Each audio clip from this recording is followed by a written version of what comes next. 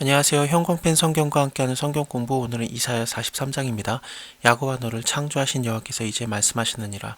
하나님께서 우리를 창조하셨습니다.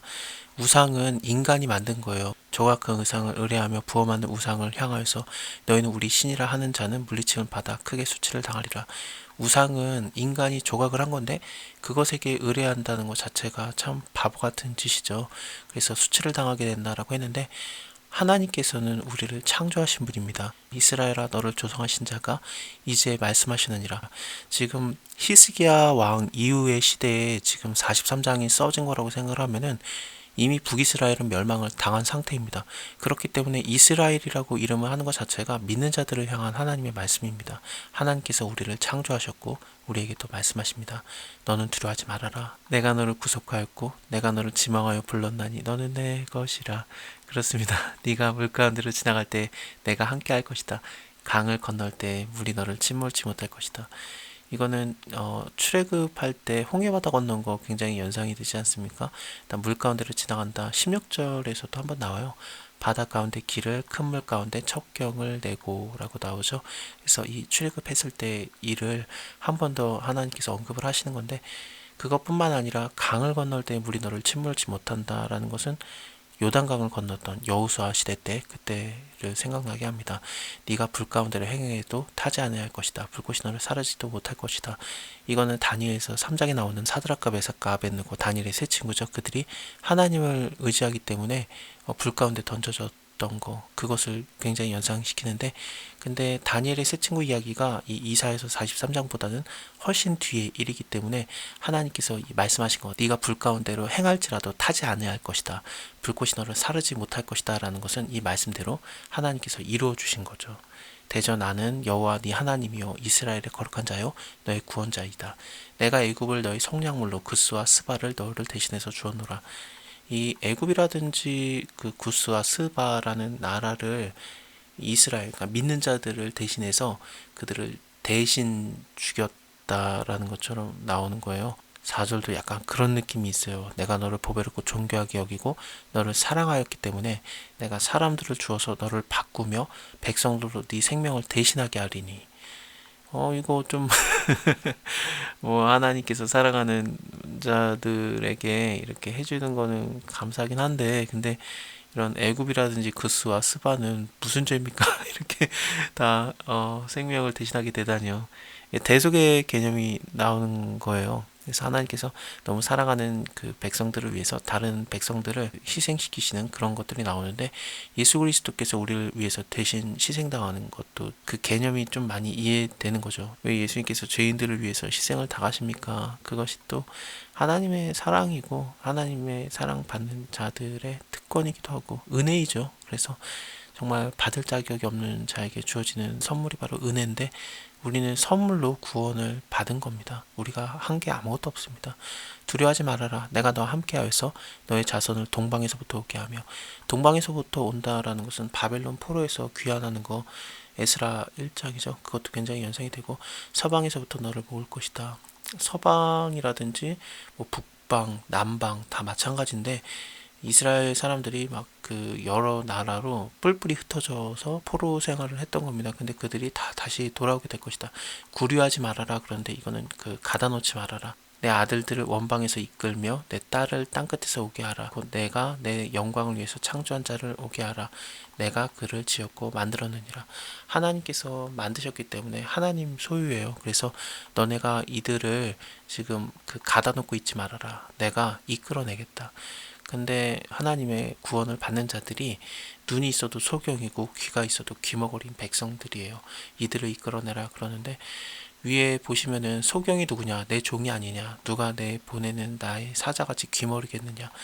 이 사자라는 거는 메신저들이 되겠죠. 말을 전해주는 자들, 그들처럼 귀머거리. 그러니까 하나님의 말씀을 전하라고 보내는데 듣지 못하는 귀머거리들. 근데 실제로 못 듣는 그런 신체 장애를 가진 게 아니었습니다. 많은 것을 보기는 하는데 근데 유의치 않고 귀는 밝을지라도 듣지 아니하는 하나님의 말씀, 그 교훈을 듣지 않는 자들이었어요. 그렇기 때문에 하나님께서 진노를 하셨던 거긴 합니다만, 그런 상황에 있는 자들이라고 할지라도 어차피 하나님께서 구원을 이루시는 게 뭐 잘하고 있다고 구원을 하는 게 아니라 하나님의 은혜로서 구원을 하시는 거 아닙니까? 예수 믿는 것도 하나님의 은혜요. 눈이 있어도 소경이고 기머거린 백성을 이끌어내라. 이 이끌어내는 자가 바로 예수 그리스도죠. 그래서 42장을 보면은 내가 붙드는 나의 종, 내 마음에 기뻐하는 나의 택한 사람을 보라. 그래서 예수님에 대한 얘기가 나오고 있는 건데, 그 자가 하는 일이 소경의 눈을 밝히고 갇힌 자를 옥에서 이끌어내고 흑암에 처한 자를 그 감옥 간에서 나오게 하는 자다라고 나오잖아요.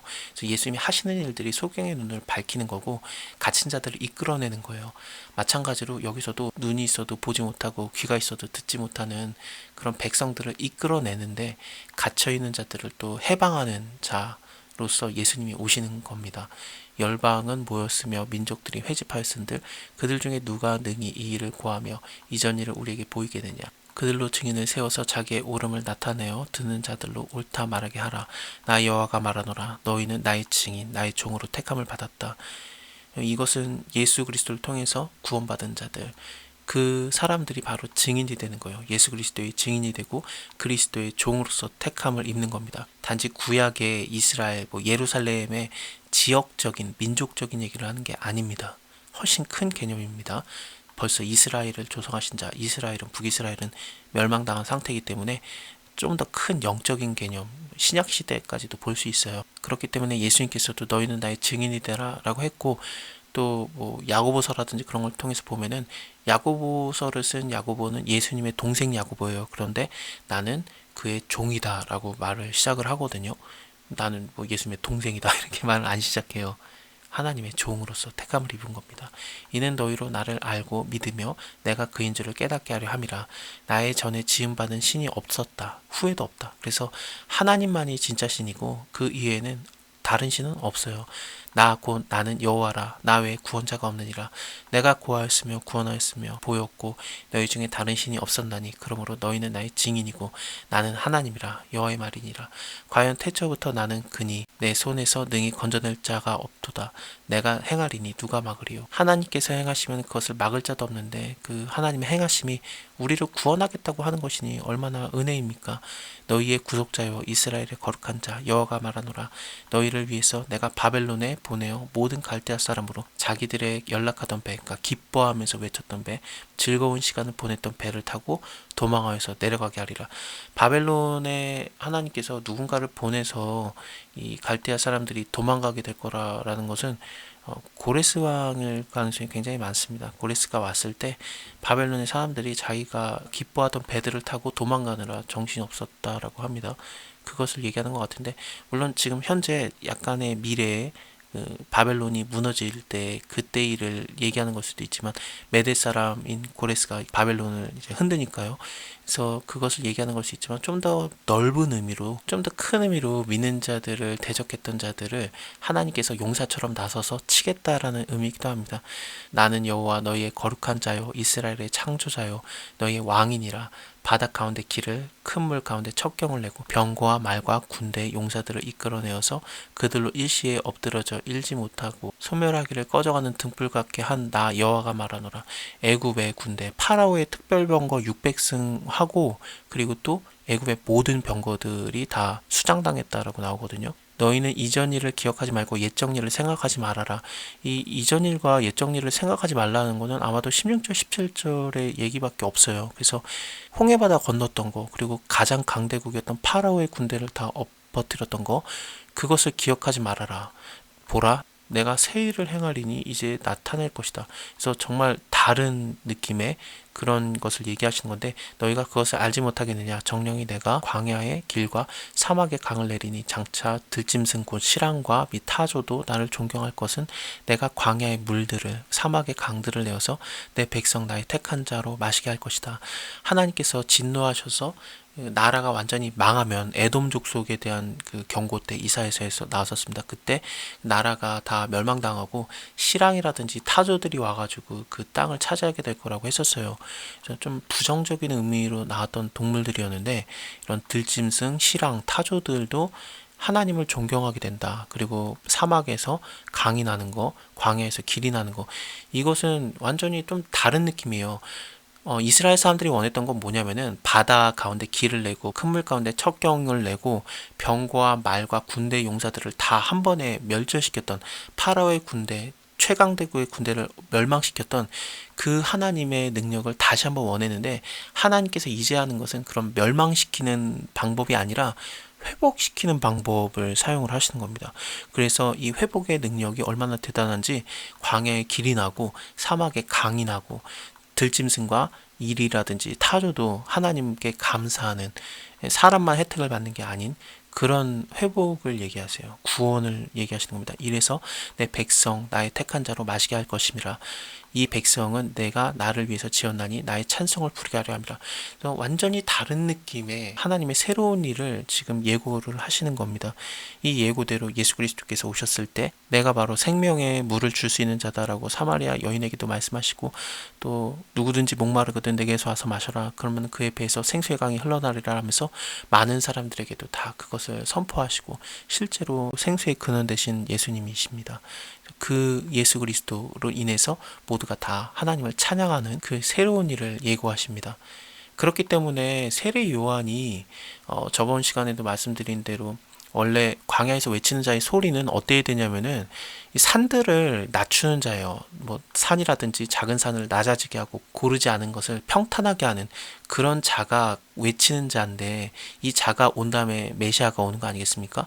그래서 뭐 아름다운 소식을 전하는 자인데, 이 산을 낮춘다라는 것 자체가 42장을 통해서 보면은 이 진멸하는 거였어요.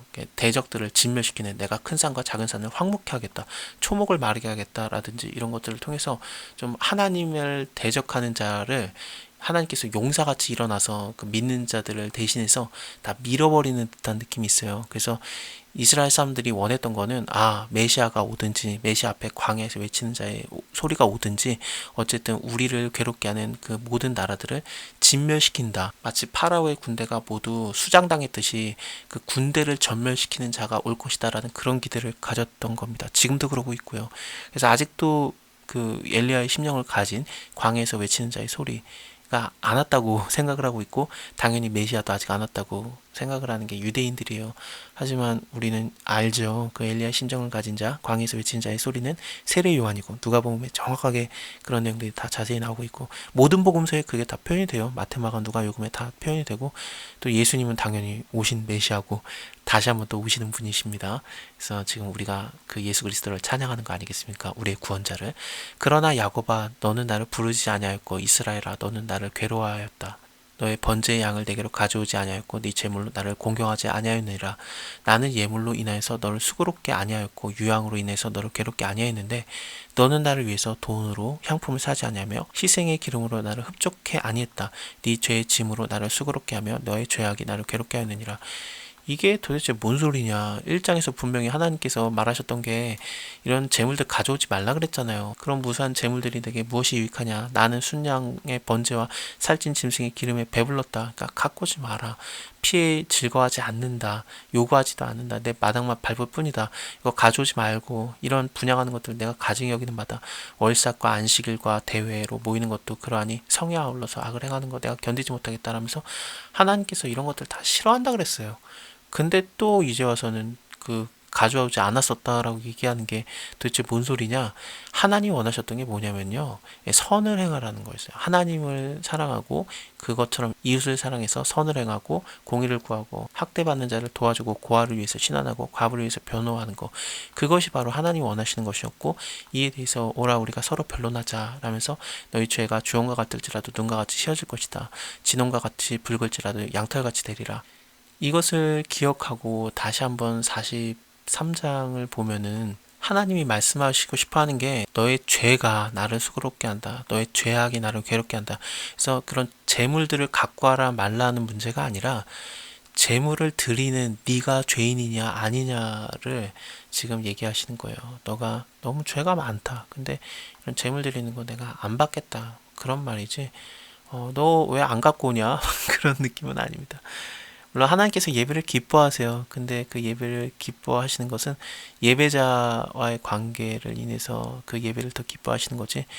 예배자가 뭐 죄악을 사랑하고 하나님과의 관계 완전히 떠나 있다가 제물만 드리고 그러면 하나님 기뻐하시느냐? 그런 예배는 신령과 진정으로 드리는 예배가 아니면은 하나님께서 그것을 미워하십니다. 악인의 제사는 여호와께서 미워하시느니라라고 잠언에도 나옵니다.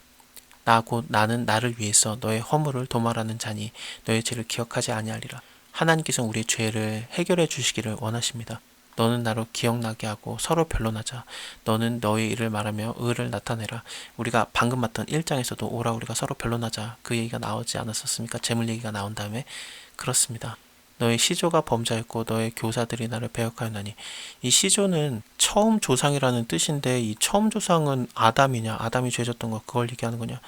그럴 수도 있는데 여기서의 시조는 야곱을 얘기하는 게 맞는 것 같아요. 이거에 대해서는 58장 14절을 보면은 너의 조상 야곱이라는 단어가 나와요. 그래서 야곱이 범죄했던 거 그걸 얘기하는 게 아닐까 싶습니다.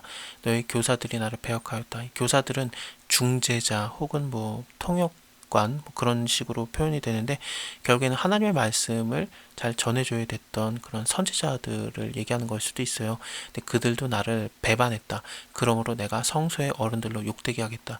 이 성소의 어른들은 그 성전에서 일하는 높은 자들, 제사장일 수도 있고 아니면 하나님께서 세우신 그 왕들을 얘기하는 걸 수도 있습니다. 그래서 그들을 욕되게 하겠다. 욕을 보인다라는 것은 더럽히다라든지 아니면 찌르다라는 게 다 표현이 돼요. 그래서 정말 더럽게 욕을 보이게 하는 걸 수도 있고 아니면 하나님께서 그들을 찌르는 거, 그러니까 완전히 진멸시키는 그런 것을 얘기할 수도 있습니다. 야곱으로 저주를 잊게 하며 이스라엘로 비방거리가 되게 하리라.